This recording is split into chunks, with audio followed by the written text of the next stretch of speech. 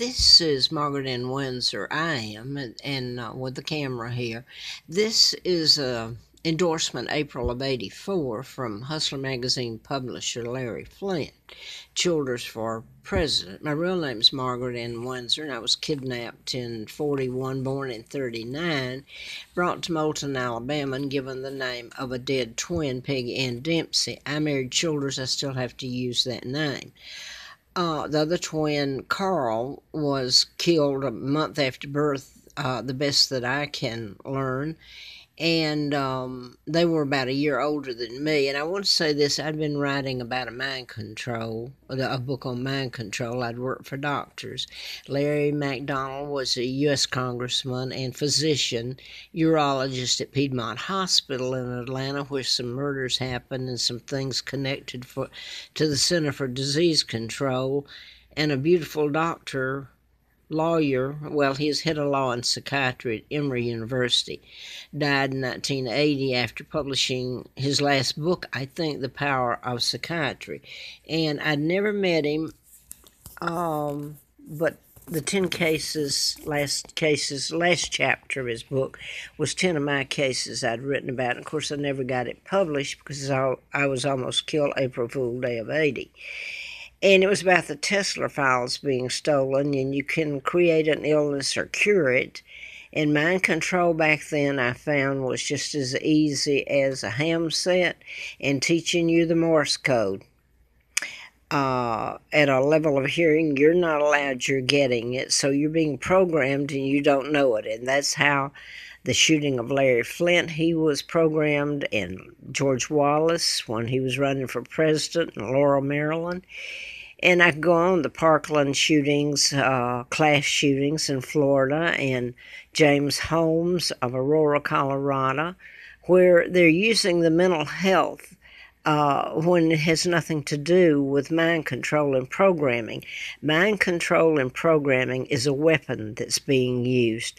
And they're putting people like, I just said in Aurora, Colorado, James Holmes, in the mental institution and saying he's crazy. Feeding him psychotic drugs. It's like this is total misdiagnosis. It's using a weapon to imprison people, the wrong people. The motive for the murders is found within the programmers. Now, then your whole Congress has to know this, or they're blind as bats, and you should get rid of them. They've all known all this mess since my kidnapping in 1941, taking down of my father, the Rockefellers, Rothschilds, Bilderbergers, Kennedy clan. JFK helped in my kidnapping. His father was appointed ambassador to England in 1936, and for the reason to take down my father, because he wouldn't take orders from them. He never married Wallace Simpson. She was an American spy. She married a double. There was more than one double, so it was character assassination.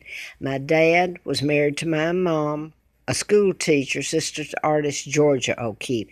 She was Queen of England. They took him down and took her down with him. And history would tell you that King Edward VIII abdicated and married Wallace and became the Duke and Duchess of Windsor, which is a total friggin' lie. My mom and dad were still alive October the 20th of '86 when I came to Roanoke, and they stole my father's identity, and they redid pictures of my mom. So the Illuminati controls your media. You haven't heard, if you've heard of me, you heard it briefly when I ran in this campaign. And they never said anything about me being the daughter of Edward VIII or the minute I was born, Queen Victoria II, because my father never meant to leave. And he made papers that were totally legal. So this would bring my dad back as my guardian power of attorney. And when that happened, why, his own brother had been appointed by the Illuminati illegally to replace my father. And that's the same year in 37 that Wallace married the double, not my dad. So you get the gist. Now they had to get rid of me. I want to show this, though, that Mr. Flynt says, I know who was responsible for his shooting in Lawrenceville. And it was, when I was doing the book, I was living at Moonraker. And he goes further, and this is getting, I should have had a new one. I've been kept so penniless, so though. Culver Kid and Murphy and from Atlanta was he's stating there. Okay, this is April of '84, and he's endorsing me for the presidency. I'd run for U.S. Congress and was out there in October twice of '83, and Mr. Flynt's home. And I'm going to put this over here. And I'm going to try to show some things if I need to. This is my dad's picture, King Edward VIII.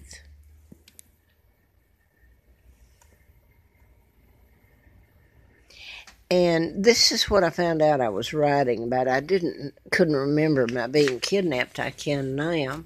And I know this is going up and down, but later in '96, when I'm living on the Appalachian Trail, church sent this up. It was a book just published by Tex Mars, Tex Mars. Hope I got it right. This is Jim Mars and Tex Mars.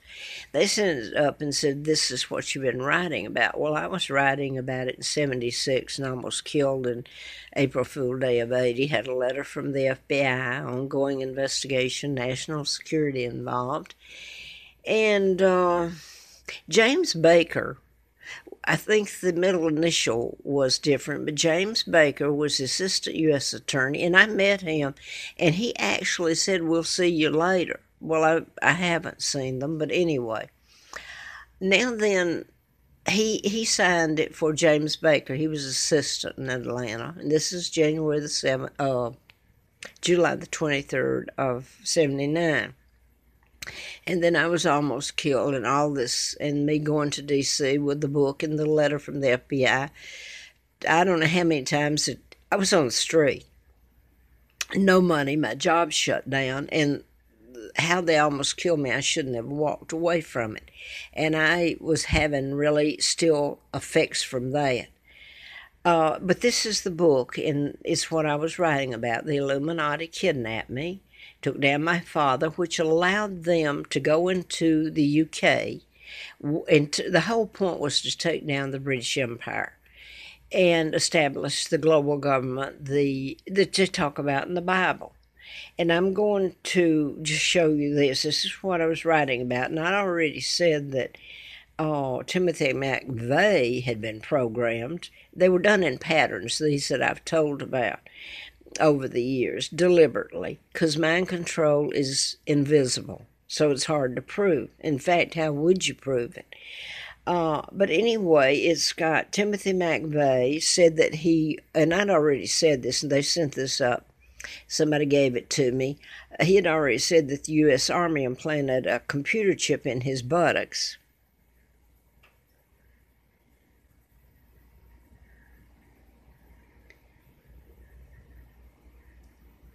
Now, also, for some reason, they included here, they didn't mention me, that William, who's illegal, the whole bunch is illegal, they should be locked up. They're criminals, for God's sake, and they flaunt it, don't they?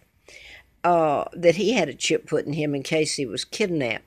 Well, it was me that was kidnapped, and I'm the legal heir, and I hope my children, Mark and Scott, who are legal heir after me, are alive and well. And this Elizabeth is a fraud. She's a high member of the Illuminati that kidnapped me. She works for them. She has no right to even be living in Buckingham Palace or pretending to be the Queen of England. Now, I'm going to jump to this. This is telling, well, I'm going to go ahead and tell this. It's talking about the New World Order, which is in existence now as the United Nations.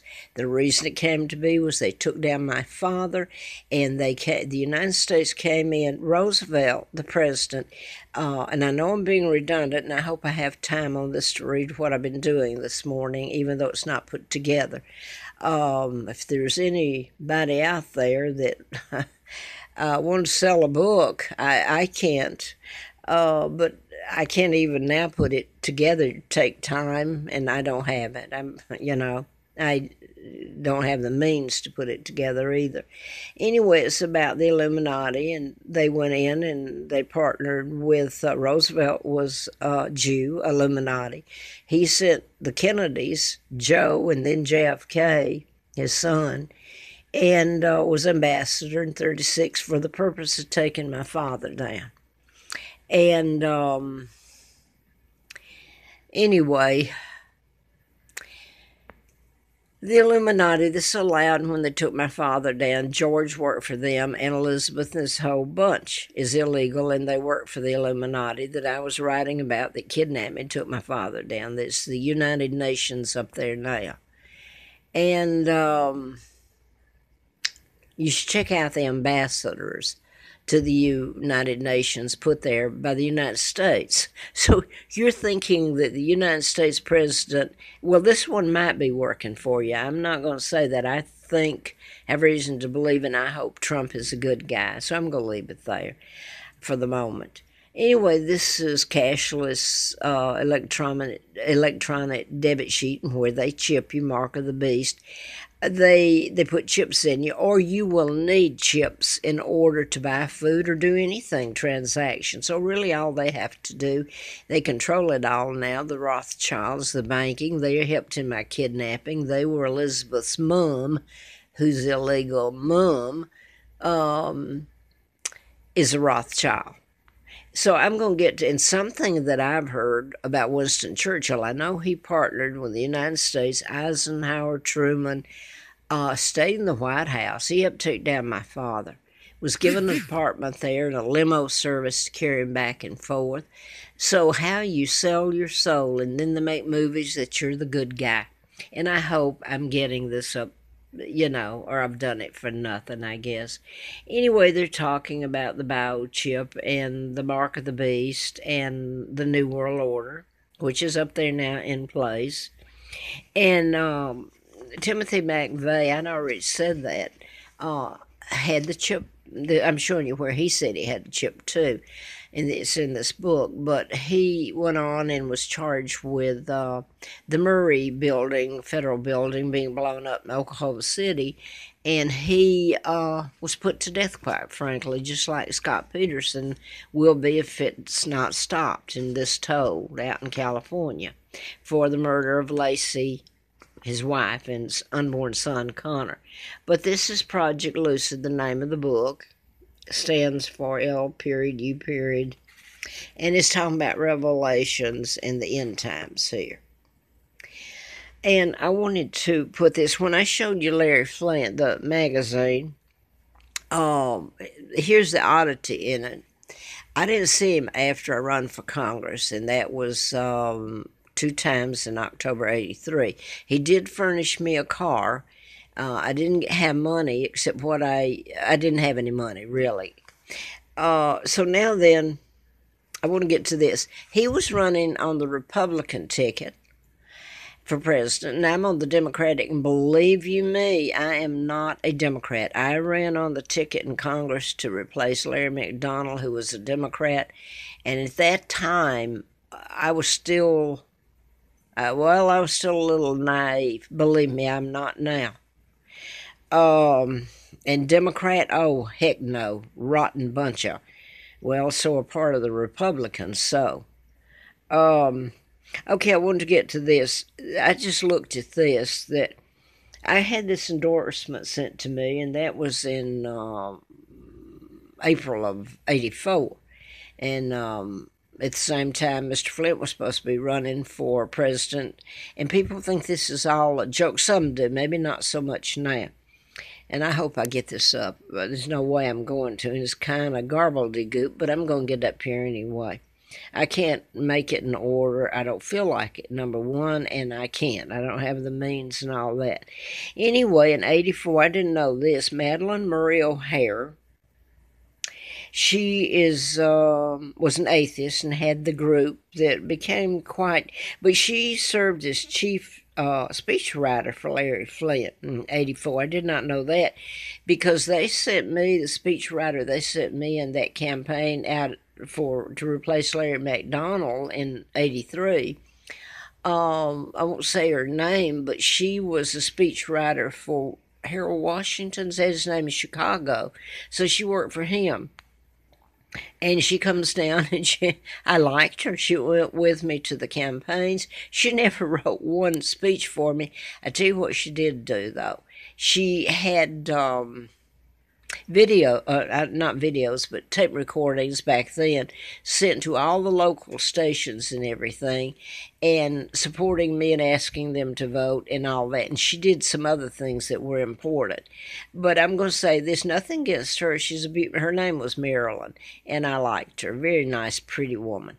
Anyway, what's wrong with this picture? What is so done in all this? She's living downtown and paying $5,000, or I guess it was out of the campaign funds. She's supposed to be my speechwriter. And I'm living in Marietta with Bambi Robb, which Bambi's a deer and Robb was married Lyndon Johnson's daughter, and he was governor of Virginia when I came here. And prior to coming here, he was involved in a scandal where he and another woman and all this. So you got, Lyndon Johnson was her father. So anyway, I'm just giving that a little bit, and I live in the forest here later. And I wanted to get this up, though. Now, and I told you it wasn't going to be all put together. Before I left Larry Flynt's, in his office, and I've seen a video later where there were the Bloomingdale tapes. The newsreel I saw was talking to Mr. Flynt in the very office where I sit talking to him in 83, and he did have the Bloomingdale tapes. If I'm correct, they were trying to steal them. Well, now, the Bloomingdale tapes has to do with Alfred Blumenthal, and I was going to read this. I did go back and try to put it down. I'm just going to tell what I can. I may have to here. I was going to say about D.J. Cooper. That name was mentioned to me by him. And on I came here, and I later worked as companion aide, and he was very nice to me. He really was, he and Ruth. They had Hardy Trailer Park, but they ended, I'm just going to leave that there. I think that because of some sewage stuff at a trailer park he had in Bedford County, Hardy's, I think he was put in Butner, North Carolina prison, and this is where I had forgotten the date till I just looked it up. Larry Flynt was in prison, and I've got it written down here somewhere, but it's all messed up. I was going to put it up here, but you can Google it if you care.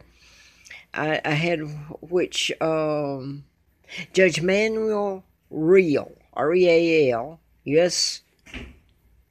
attorney, sentenced Mr. Flynt, and he went to prison, I believe, the 1st of February. I'm still up here in 84 in D.C., and this book is endorsing me, Hustler is, and I'm working for Ron Ziegler of the Watergate, the good guy.